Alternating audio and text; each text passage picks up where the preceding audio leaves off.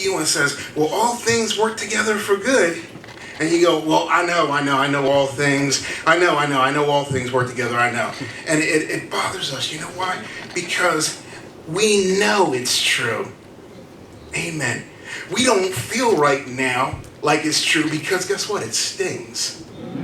It stings. It hurts. And I feel like everything is just falling apart. But guess what?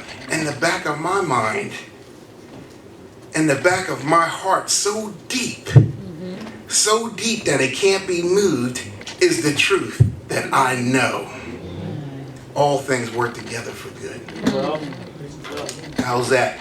Because we know this is only a step in our journey. It isn't as though there's this life that we're in and then we go and guess what? And then we're gone.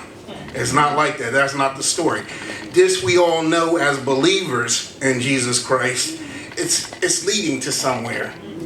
Okay? To an inheritance incorruptible and undefiled that fadeth not away, reserved in heaven for you. That's 1 Peter 1 verse 4. And it wouldn't be reserved unless we were predestined to be there. God wouldn't reserve it unless we were going to show up. Amen? Amen. He put in the reservation for us.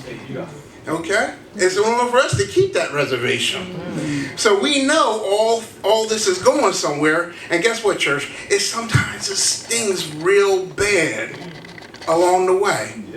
Just like what we're feeling right now. Okay? Loss does that to some people. You know, it makes you question things. It makes you question your faith. But all things work together. And sometimes when we're suffering heartbreak, we're suffering tragedy, disappointment, frustration, and bereavement, we wonder what good can come out of this. And Paul says that we don't always know how to pray for things the way we should. And let me tell you this, y'all. Paul, guess what? He was no lightweight. This brother faced some adversity. Okay? He'd been beaten. He'd been whipped. He was shipwrecked. He'd been forsaken, cast off, falsely accused. He had to leave his wife. He left his credentials. He left his home. He left Judaism. He left his place in Judaism and his position of power. He was all alone. And he said, we don't always know how to pray like we